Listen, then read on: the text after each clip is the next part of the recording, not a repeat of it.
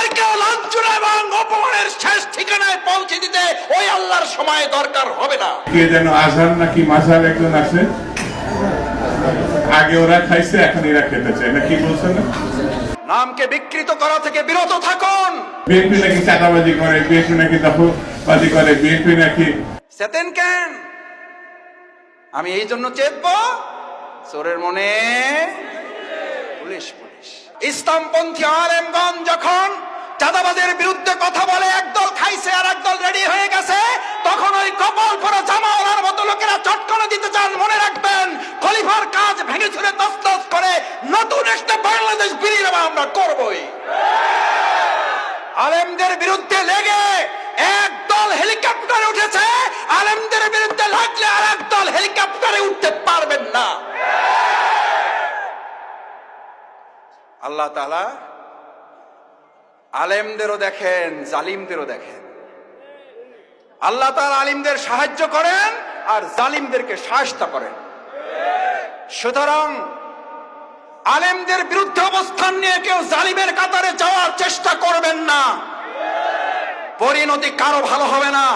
সে যদি শফিকুল ইসলাম মাসুদ হয়, শফিকুল ইসলাম মাসুদের পরিণত তার চেয়ে ভয়াবহ। কারণ আলিমেরা কথা বলে জনগণের কল্যাণের জন্য, ইসলামের জন্য। আলিমদের সম্মান করতে শিখুন, নামকে বিকৃত করা থেকে বিরত থাকুন। ফ্যাসিস্টদের এক টাকলা মুরাদ মনে করিয়ে দিচ্ছি, শুধু এই মাওলানা ডক্টর আজহারি হাফিজাহুল্লাহ বলেছেন, ওই যে কি একটা বলে, ঠিক না ঠিক, এই কথা বলার দুই একদিনের মাথায় ওর মন্ত্রিত্ব চলে গিয়ে অপমান লাঞ্ছনার কাজ করে আল্লাহকে দাঁড় করিয়েছিলেন। আজ যারা আজহারিকে আজহারি কিংবা ফাজাহারি বলেন, আপনাদেরকে লাঞ্ছনা এবং অপমানের শেষ ঠিকানায় পৌঁছে দিতে ওই আল্লাহর সময় দরকার হবে না। কি বলেন? আমরা জানি না আপনারা এগুলো বুঝে না নাকি না বুঝে, নাকি শয়তানের পাল্লায় পড়ে বলেন। মাওলানা ডক্টর আজহারি এই বাংলাদেশে কোন দলের সম্পদ নয়, শুধু মুসলিম উম্মার সম্পদ নয়, উনি গোটা পৃথিবীর মানব জাতির সম্পদ।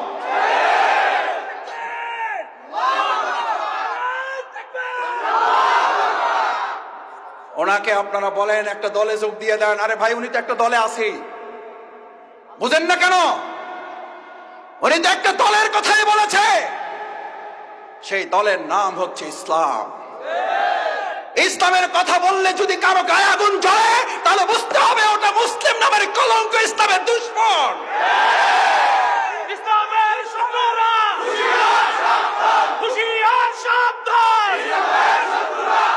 আমরা বললাম সাদাবাজার রেডি হয়ে আছে। আরে ভাই, রেডি হয়ে আছে বলার মধ্যে দিয়ে যদি আমি ভয় পেয়ে যাই, তাহলে তো আমি দুইটা অন্যায় করেছি। নিজ দায়িত্বে এটা আমি এবার ঘাড়ে চেপে নিয়েছি। চোরের মনে দুই উজু করা লোক সকালবেলা, একজন তাহাজ্জুদের জন্য আর একজন চুরি করার জন্য নাক মুখ ধোয় না। তাহাজ্জুদওয়ালা মনে করতেছে এই দেশে তো আরো চোর আছে, এটা মনে করে। তাহাজ্জুদওয়ালা মনে করে আমার মতো তাহাজ্জুদ পড়ার লোক তো এই সমাজে আরো। চোরওয়ালা মনে করে চোর আগে তো একা করতাম, এখন থেকে আমার দলে লোক আরো। আল্লাহ, এই গল্পগুলো এরা কেন মনে রাখে না? এগুলো তো গল্প না, এই গল্প মনে রাখলে তো চেতার কথা না। চেতেন কেন? চেতেন কেন? আমি এই জন্য চেতব, চোরের মনে পুলিশ পুলিশ। সে যেই হোক, শফিকুল ইসলাম মাসুদ যদি মনে করে আমার মধ্যে চোরামির অভ্যাস আছে, তাহলে পুলিশ দেখলে তো ভয় একটু।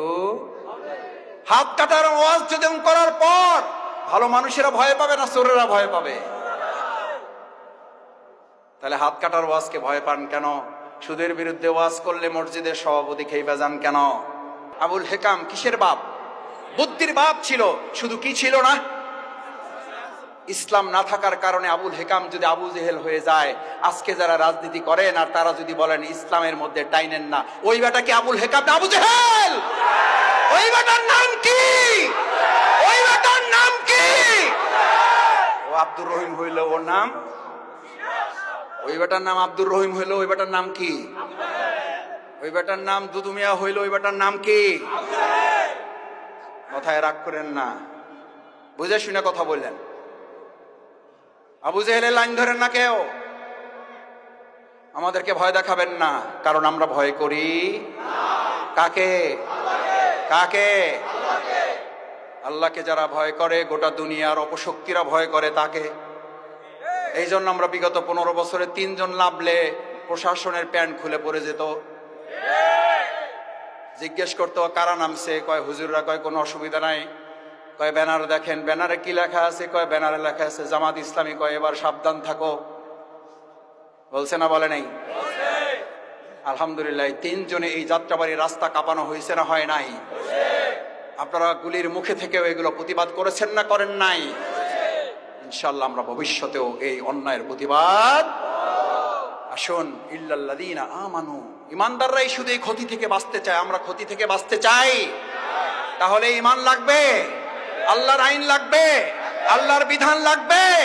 শুধু মসজিদে না, সব জায়গায় লাগবে। ইসলামী সমাজ কল্যাণ যদি আল্লাহর এই বিধান দিয়ে সমাজ এবং রাষ্ট্র পরিচালনা করতে চায়, আগামী দিনে আল্লাহ রাসূল সাল্লাল্লাহু আলাইহি সাল্লাম বুলেটের যুদ্ধ করেছেন, আমরা আগামী দিনে ব্যালটের যুদ্ধের মাধ্যমে রাসূল সাল্লাল্লাহু আলাইহি সাল্লামের সেই বুলেটের যুদ্ধে অংশগ্রহণ করার আহ্বান জানাবো আমরা সবাইকে।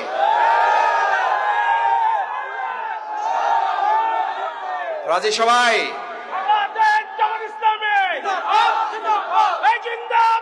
সম্মানিত ভাই এবং বন্ধুগণ, আসুন আল্লাহ সুবহানাহু ওয়া তাআলার কাছে দোয়া করি, আল্লাহ মেহেরবানি করে আমাদের এই ব্যালটের যুদ্ধে আপনি আমাদেরকে বিজয় দান করেন।